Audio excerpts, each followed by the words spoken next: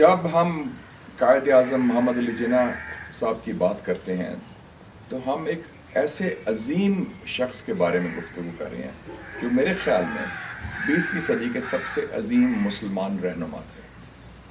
और तारीख़ में लोग उनसे इख्तलाफ शायद सियासी तौर पर कर सकें, लेकिन वो वाहिद बरसगीर के सियासत लीडर मुदब्बिर कह लें जिनके बारे में एक रत्ती भर भी कोई झूठा इल्ज़ाम नहीं लग सकता।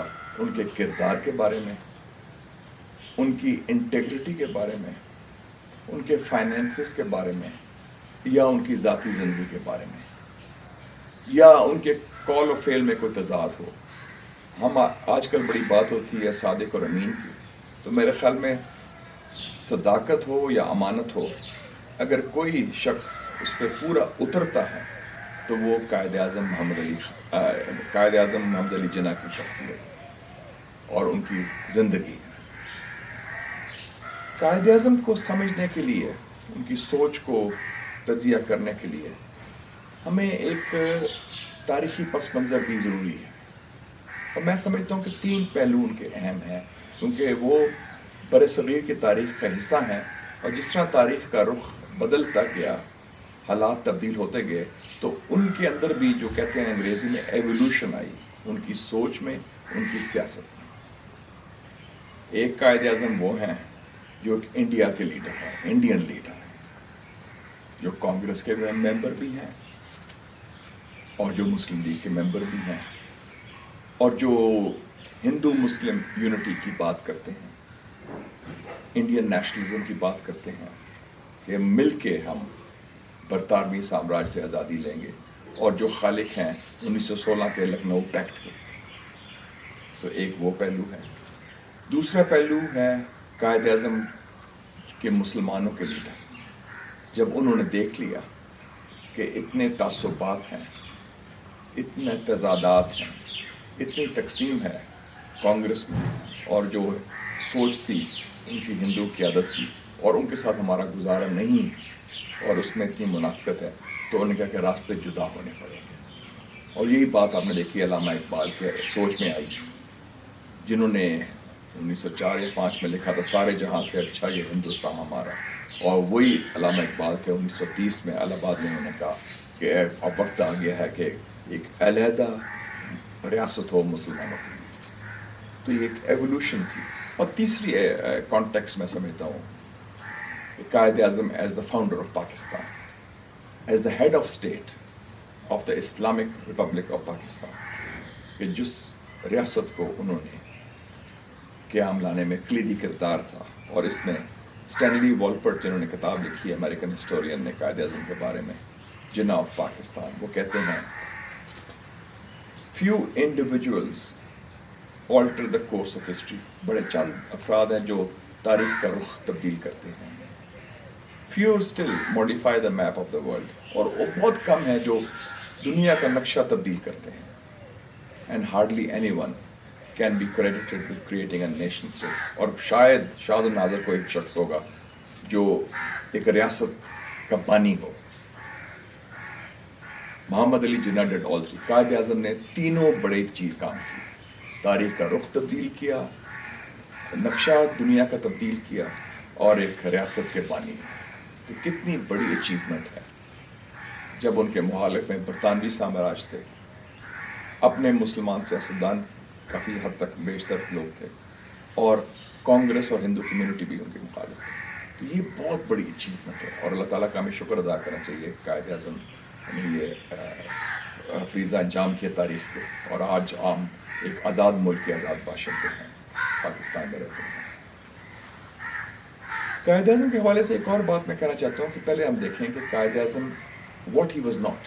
कायद आज़म क्या नहीं थे, फिर हम बात करेंगे क्या थे। वो मुल्ला नहीं थे, वो जनरल नहीं थे, वो ब्यूरोक्रेट नहीं थे, वो फ्यूडल नहीं थे, वो सरमायादार नहीं थे, वो जागीरदार नहीं थे, वो आमिर नहीं थे, यानी कि डिक्टेटर, वो रवायती सियासतदान नहीं थे। कायद आज़म एक खुली डुली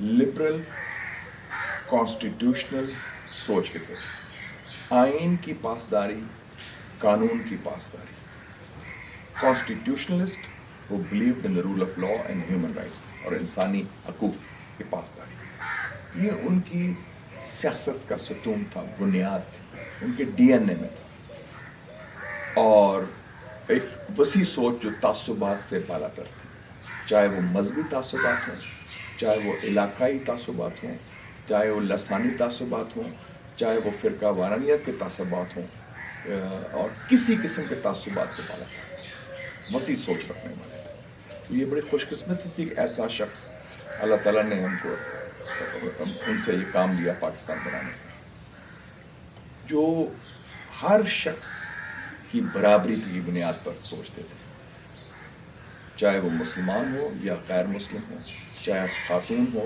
या मर्द हो। इसलिए आप देखते हैं कि कायद आज़म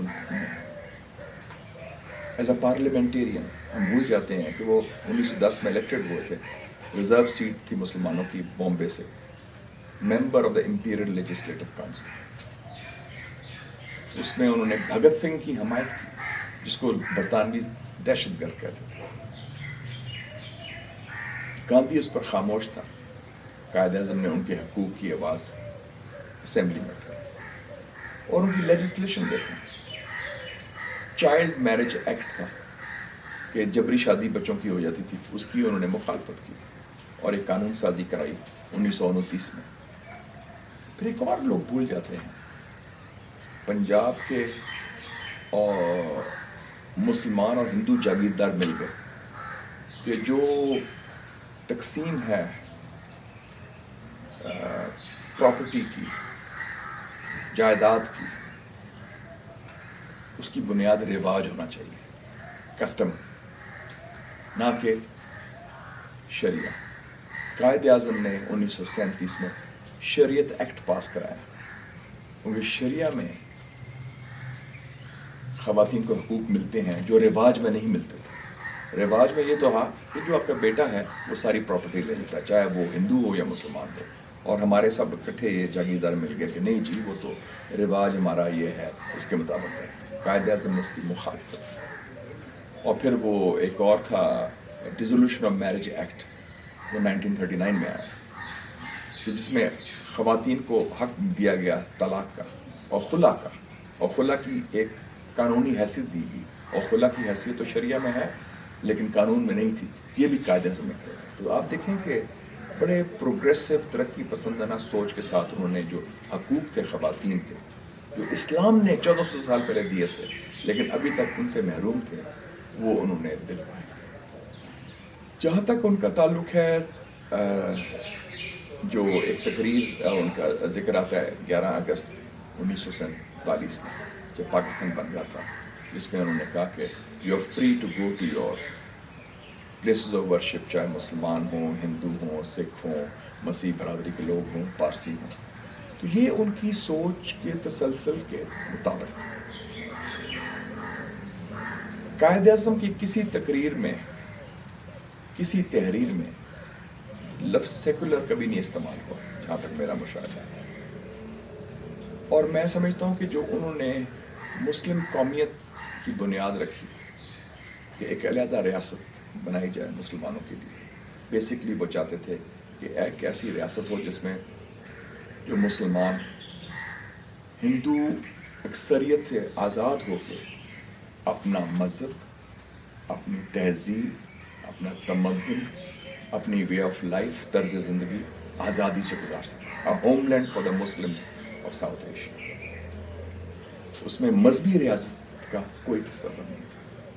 जो मजहबी रियासत से मुराद मेरी जो जैसे अब ईरान में है या अफ़गानिस्तान में है, वो सोच नहीं थी। रूल ऑफ लॉ की बुनियाद पर मुस्लिम पाकिस्तानी हो या गैर मुस्लिम पाकिस्तानी हो, उनका बराबरी का मकाम होगा। और इसलिए पाकिस्तान का झंडा जो तश्कील दिया गया, उसमें सबसे लाली परचम भी है मुसलमानों के ऊपर, और जो उस वक्त 25% थे नॉन मुस्लिम पाकिस्तानी, उनका वाइट पोर्शन। तो कायद आज़म ने, अगर आप उनकी ये तकरीर 11 अगस्त के साथ पढ़ें, जो 17 ستمبر 1944 کو گاندھی کو خط لکھا تھا، جس میں انہوں نے کہا تھا کہ ہمارے راستے جدا ہیں، ہماری تاریخ، ہماری ثقافت، ہمارا طرز زندگی، ہمارا کھانا پینا، ہماری سوچ، ہمارا تمدن وہ مختلف ہے. اور یہی بات انہوں نے 23 مارچ 1940 میں لاہور کے ریزولوشن میں بتائی کہ یہ مختلف سویلائزیشنس ہیں، ہندو سویلائزیشن، اسلامک سویلائزیشن، کلچر مختلف ہے، فلاسفیز مختلف ہیں، سوشل آرڈرز مختلف ہیں. بلکہ ہمارے تو والدین بتاتے تھے، اللہ تعالیٰ ان دونوں کو جنت نصیب کرے، کہ جب وہ ٹرین میں جاتے تھے تو ماشکی آتے تھے، ہندو پانی مسلم پانی. وہ فرق ہوتا تھا، ہندو کو پانی لینا، مسلم کا پیا ہے. پاکستان بننے سے پہلے کی بات. اور میں اپنی مثال بھی دیتا ہوں. میں امریکہ میں پڑھتا تھا ایز اے اسٹوڈنٹ. میرا ایک دوست تھا ہندوستان کا، ڈاکٹر منورنجن بیس بڑوا، آسام کا تھا. اور آسام کے لوگ زیادہ تر کھلے ڈولے ہوتے ہیں، تعصبات سے بالا تر ہوتے ہیں. وہ اور میں، ہم ایک جرنی میں گئے، گاڑی اس کی تھی، تو ہم نے کہا ہم اکٹھا امریکہ کا سیر کریں گے، واشنگٹن سے نیو اورلینز جائیں گے، راستے میں رکتے جائیں گے اور جو بھی خرچہ ہوگا اکٹھا کریں گے، پیٹرول کا بھی، رہنے دینے کا. وہ ہم موٹیل میں ٹھہرا تھا میں، تو وہ پانی مانگنے، اس نے پانی لینے لگا، تو میں نے کہا میں دیتا ہوں آپ کو گلاس میں پانی. میں نے ایسے دیا تو میں پانی آپ کا نہیں پی سکتا. آپ نے ہاتھ لگا دیا گلاس کو. میں کہا نہیں، میں نے گلاس سے پانی نہیں پیا، گلاس تو صاف ہے، میں نے پانی ڈالا آپ کی خاطر. کہتا نہیں، آپ نے گلاس کو ٹچ کر دیا. میں برہمن ہوں. کہتے تم مسلمان ہو، کیونکہ تم نے ہاتھ لگا دیا گلاس پر، میں پانی نہیں پی سکتا. وہ پی ایچ ڈی تھا، امریکہ میں رہتا تھا، کھلا ڈلا تھا، اس کا دوست تھا میں بہترین. میں کہ مجھے آج سمجھ آئی کہ ہم نے پاکستان کیوں بنا، کہ کتنا بنیادی فرق ہے. جو ہندوستان، ہندوؤں کا ایک کاسٹ سسٹم ہے، اور جو اتنے رچی میں ہے، ڈی این اے میں ہے تعصب، کہ آپ اس کے ہاتھ لگ جائے تو آپ پانی نہیں پئیں گے، تو پھر کیسے ہم رہ سکتے ہیں اکٹھے. اس دن مجھے سمجھ آ گئی کہ پاکستان کیوں بنا، اپنے ذاتی حوالے سے. تو اس حوالے سے آپ دیکھیں تو قائد اعظم، میں سمجھتا ہوں جو بنیاد تھی پاکستانی نیشنلزم کی، اس کے 3 بڑے ستون ہیں. ایک ہمارا مذہب اسلام، جو ہماری شناخت ہے، ٹھیک ہے. دوسرا اردو زبان، جو سب کو اکٹھا کرتی ہے، جوڑتی ہے، اور آج بھی جوڑتی ہے. اور تیسرا جمہوریت، کیونکہ پاکستان جمہوریت کی پیداوار ہے. پاکستان مسلمانوں کے حق خود ارادیت کا ایک بہترین مظہر ہے. کیونکہ جو لوگ پاکستان میں شامل ہوئے، جو صوبے اکٹھے ہوئے، مسلم اکثریت تھے، سب نے ووٹ کے ذریعے، بیلٹ باکس کے ذریعے کیا. اس پاکستان بنانے میں فوج کا، بیوروکریسی کا، برطانیہ کا کوئی کردار نہیں تھا. مسلمان عوام کی جدوجہد، قائد اعظم کی قیادت، ان کا کردار، قوت ایمانی اور عوام کی حمایت، اس لیے پاکستان کامیاب. اور ایک اور چیز میں بتا دوں، قائد اعظم کا جو ورلڈ ویو تھا، فارن پالیسی کہتے ہیں، اس کی بنیاد کیا تھی؟ Pan Islamism. صرف یہ نہیں کہ کہ جتنے دنیا کے مسلمان ہیں ان کے ساتھ یکجہتی کا احساس. فلسطین کے بارے میں سب سے پہلے انہوں نے بات کی پاکستان بننے سے پہلے، اور مخالفت کی کہ اسرائیلی ریاست قائم ہو رہی ہے. انہوں نے خط لکھے امریکہ کے صدر ٹرومین کو، انہوں نے خط لکھا برطانوی وزیر اعظم ایٹلی کو کہ یہ کام نہ کرے. وہ بیلفور ڈیکلریشن کے بعد انہوں نے فیصلہ کیا تھا نا کہ یورپ کے یہودی آ کے سیٹل ہوں گے فلسطین میں. انہوں نے اس کی مخالفت کی، کیونکہ فلسطین ریاست ہے فلسطینیوں، وہ ان کا علاقہ ہے فلسطین میں، اس میں باہر سے لوگ نہ لائیں. اور اس کے علاوہ آپ دیکھیں مصطفیٰ کمال اتاتürk بڑا عظیم لیڈر تھا ترکی. قائد اعظم ان کے بڑے شیدائی تھے، ان کے ماننے والے تھے. اور جب اکتوبر 1938 میں مصطفیٰ کمال اتاتürk کا انتقال ہوتا ہے تو قائد اعظم نے اعلان کیا مسلم لیگ کی طرف سے کہ آج it's a day of mourning for the Muslims of India, کہ یہ ایک سوگ والا دن ہے مسلمانوں کے لیے. اور اس کے علاوہ انڈونیشیا کے مسلمان ہیں، افریقہ کے مسلمان ہوں، سب کے لیے انہوں نے آواز اٹھائی. تو قائد اعظم کی سوچ پین اسلامسٹ تھی، اور یہ سوچ پاکستان بننے کے بعد صرف قائد اعظم کے ساتھ محدود نہیں رہی. لیاقت علی خان دیکھ لیں، قائد ملت لیاقت علی خان، جب وہ امریکہ گئے مئی 1950 میں، انہوں نے تقاریر کی، تو تقاریر کا جو مجموعہ چھپا کتاب کی فارم میں، اس کا ٹائٹل تھا Pakistan the heart of Asia. Pakistan Asia کا دل ہے. ابھی آج کل کانفرنس ہوتی ہے ہارٹ آف ایشیا، تو اس وقت ان کا تصور تھا. علامہ اقبال جو ہمارے فلسفی، ہم ان کو سمجھتے ہیں کہ جو ایک روحانی حوالے سے، نظریاتی حوالے سے انہوں نے گائیڈ کیا، اور ان کی سب سے بڑی اچیومنٹ تھی علامہ اقبال کی کہ انہوں نے قائد اعظم کو قائل کیا کہ برطانیہ چھوڑ کے پاکستان واپس آئیں، ہندوستان واپس آئیں اور مسلمان قوم کی قیادت کی. میرے والد صاحب کرنل امجد حسین سید صاحب، یہ انہوں نے تحریک پاکستان میں حصہ لیا، وہ مسلم اسٹوڈنٹس فیڈریشن میں تھے، اور وہ علامہ اقبال کو ملتے تھے حمید نظامی صاحب کے ساتھ. اور 1937 میں وہ ادھر گئے، لکھنؤ سیشن تھا اکتوبر 1937، اور وہ تاریخی سیشن ٹرننگ پوائنٹ وہ تھا مسلمان کی جات میں. اور وہ میرے والد صاحب جب علامہ اقبال کو ملے اور حمید نظامی صاحب کے ساتھ، تو انہوں نے بات کی کہ کچھ کیا جائے. لوگ بڑے مایوس تھے اس زمانے میں، قیادت کوئی نہیں تھی، کوئی پارٹی کام کی نہیں تھی، مسلم لیگ میں جان نہیں تھی. علامہ اقبال نے کہا، اوے منڈیو، میرے ول نہ دیکھو، آپ میری طرف نہ دیکھیں. اصل پلوان جڑا ہے نا، وہ بیٹھا ہے لندن چ، وہ واپس آئے گا تو مسلمانوں کی تقدیر تبدیل ہوگی، اور اس کا نام ہے بیرسٹر محمد علی جناح. یہ تھا اصل سب سے بڑی اچیومنٹ علامہ اقبال کی شاعری کے علاوہ، سوچ کے علاوہ، ایک ویژن دینے کے علاوہ یہ تھی کہ انہوں نے قائد اعظم کو قائل کیا کہ آپ واپس آئیں، مسلمانوں کی کمان سنبھالیں.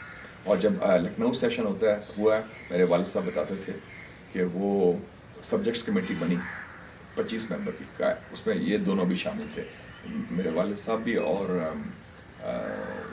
حمید نظامی صاحب بھی. اور دونوں، میرے والد صاحب کو بھی گولڈ میڈل ملا تھا تحریک پاکستان کا، جو انہوں نے کاوشیں کوششیں کی. اور انہوں نے کہا اس کے چیئرمین تھے قائد اعظم محمد علی جناح. اور وہ بڑے کلیئرلی انہوں نے کہا کہ اس دفعہ پہلی دفعہ انہوں نے شیروانی پہنی، جناح کیپ پہنی، اور انہوں نے راجہ صاحب محمود آباد کے گھر میں اکتوبر 37 میں ہوا، اور پھر فیصلہ کیا کہ ہمارا راستہ ایک ہی ہے، وہ پاکستان. اور اس کے بعد یوتھ ونگ بنائی، اسٹوڈنٹس کو موبلائز کیا، نوجوانوں کو، اور ویمنس ونگ بنائی، خواتین کو موبلائز کیا. اور 1940 میں اس دور بھی میرے والد صاحب شریک تھے، اپنے مووی کیمرہ لے کے گئے تھے. اس کی جو فلم ہے، وہ واحد فلم ہماری فیملی کے پاس ہے، وہ 8mm کیمرہ تھا انہوں نے کی. ابھی چلتی جو فلم، اس میں میرے والد صاحب بھی نظر آتے ہیں. اس میں 23 مارچ 1940 میں 2 ریزولوشن پاس ہوئے تھے. ایک تھا پاکستان ریزولوشن، دوسرا تھا فلسطین کے حوالے سے.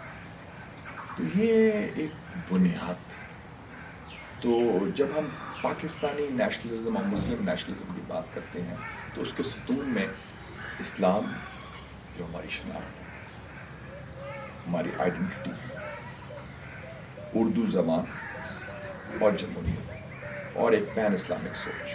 اور یہ پین اسلامک سوچ پاکستان کے بعد 1967 کی جو عرب اسرائیلی جنگ تھی، ایوب خان صاحب صدر تھے پاکستان میں، پاکستانی پائلٹس نے اسرائیل کے خلاف حصہ لیا جنگ میں، جارڈن کی ایئر فورس کی طرف سے. 1973 میں ذوالفقار علی بھٹو صاحب تھے پاکستان کے پرائم منسٹر. ہمارے پائلٹس نے حصہ لیا عرب اسرائیلی جنگ میں اسرائیل کے خلاف سیرین ایئر فورس کی طرف سے. 1992 میں میاں نواز شریف صاحب پرائم منسٹر، انہوں نے بوسنیا کی حمایت کی، فوجی حمایت کی. حالانکہ بوسنیا سے ہمارا کیا رشتہ تھا؟ نہ تجارت تھی، نہ کوئی تعلق تھا، نہ اوورسیز پاکستانیز تھے، نہ ہمارا کوئی پرانا لنک تھا، کیونکہ وہ یوگوسلاویا کا حصہ تھا، جو کمیونسٹ ملک تھا. صرف یہ تھا کہ مظلوم مسلمانوں کو ہم نے امداد دینی، اور 5000 بوسنین ریفیوجیز کو ہم نے سیٹل کیا ہزارہ میں، ایبٹ آباد کے قریب. تو یہ آپ دیکھیں کہ یہ ایک تسلسل سوچ، یہ کوئی آپ ہی نہیں کہہ سکتے کہ لیفٹ کے لوگ ہیں یا رائٹ کے لوگ ہیں، یہ ہماری ڈی این اے میں ہے پین اسلامزم اس خطے کے مسلمانوں کے لیے. تو جب ہم بات کرتے ہیں، مذہبی ریاست کی بات نہیں ہو رہی، لیکن جو اسلامی جمہوریہ پاکستان، اس کی بنیاد ہمارا مذہب اسلام، رول آف لا، اردو زبان اور جمہوریت، قانون کی بالادستی، آئین کی بالادستی، جس کے تابع ہوں سارے ادارے بشمول مسلح فوج، بشمول جوڈیشری، بشمول بیوروکریسی۔ تو قائد اعظم کا بڑا کلیئر ویژن تھا، اور اس ویژن کی وجہ سے انہوں نے یہ بنایا، اور اس میں جو انہوں نے 11 اگست کی تقریر میں بیسکلی جو تصور تھا کہ پاکستان کے اندر سب کا برابری کا مقام ہوگا، قانون کے سامنے سب برابر ہوں گے، اور اس میں کوئی تعصب، کوئی تقسیم، کوئی تضاد نہیں ہوگا کہ یہ پاکستانی مسلمان ہے اور یہ پاکستانی غیر مسلم ہے، جو اس وقت مودی کے ہندوستان میں ہو رہا ہے۔ تو اس کے برعکس تھا سوچ، اور یہی سوچ عین ہمارے مذہب، ہمارے دین اور ہمارے عظیم قائد کہہ لیں، گائیڈ کہہ لیں، رسول کریم صلی اللہ علیہ وسلم کی تھی شروع سے، اور قائد اعظم اس کے پیروکار تھے۔ Thank you very much. Pakistan زندہ باد۔